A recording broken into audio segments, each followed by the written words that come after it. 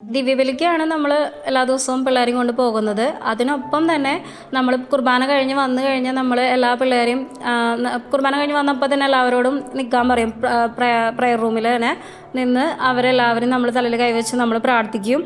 പ്രാർത്ഥിച്ച് അവർ പഠിച്ച കുറച്ച് ബൈബിൾ വാചനങ്ങളുണ്ട്. അതൊക്കെ പ്രാർത്ഥിച്ച് കഴിഞ്ഞിട്ട് ഭാര്യയും ഭർത്താവിൻ്റെയും ഒരു പ്രാർത്ഥനയുണ്ട്. അത് ഞങ്ങൾ രണ്ടുപേരും കൈകോർത്ത് പിടിച്ചെത്തിക്കും. അത് കഴിഞ്ഞ് മക്കൾക്ക് തലയിൽ കൈവച്ച് പ്രാർത്ഥിക്കുന്ന ഒരു പ്രാർത്ഥനയുണ്ട്. അതൊക്കെ എത്തിച്ച് കഴിഞ്ഞതിന് ശേഷം എല്ലാവർക്കും തലയിൽ കൈവച്ച് പ്രാർത്ഥിച്ച് എല്ലാവർക്കും ഒരു ഉമ്മയൊക്കെ കൊടുത്തിട്ടാണ് പിന്നെ നമ്മൾ അവരെ സ്കൂളിലേക്ക് വിടുക.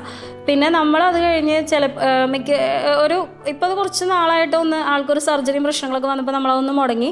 അതിന് മുമ്പ് വരെ ആളെല്ലാ ദിവസവും ആരാധനയ്ക്ക് 1 മണിക്കൂറെങ്കിലും പോയിരിക്കും. സിനോച്ചേട്ടൻ ഒരു മണിക്കൂർ പോയി. ഒപ്പം പറ്റാവുന്ന ദിവസങ്ങളിൽ ഞാനും ആളുടെ കൂടെ തന്നെ ഞാൻ പറയും എനിക്കും വരണം എന്ന് പറഞ്ഞിട്ട് ഞാനും ആളും കൂടി ഒരുമിച്ചാണ് വൈകിട്ട് ആരാധനയ്ക്ക് പോയിരിക്കും. അതേപോലെ മാക്സിമം ഇപ്പോൾ ഒരുമിച്ച് തന്നെ കുമ്പസാരിക്കാനായിട്ട് ഒരുമിച്ച് രണ്ടുപേരും ഒരു ഫാദറിൻ്റെ അടുത്ത് തന്നെ കുമ്പസാരിക്കാനായിട്ട് പോകും. അതേപോലെ ഞങ്ങൾക്ക് രണ്ടുപേർക്കും ഒരു സ്പിരിച്വൽ ഫാദർ ഉണ്ട്. അപ്പം നമുക്ക് എന്തെങ്കിലും വിഷമങ്ങളോ ബുദ്ധിമുട്ടുകളോ അങ്ങനെ എന്തെങ്കിലുമൊക്കെ പ്രശ്നങ്ങൾ വരുമ്പോൾ നമ്മൾ അച്ഛൻ്റെ അടുത്ത് പോകും, കാര്യങ്ങളൊക്കെ പറയും, അച്ഛൻ്റെ ഉപദേശങ്ങളൊക്കെ കേൾക്കും.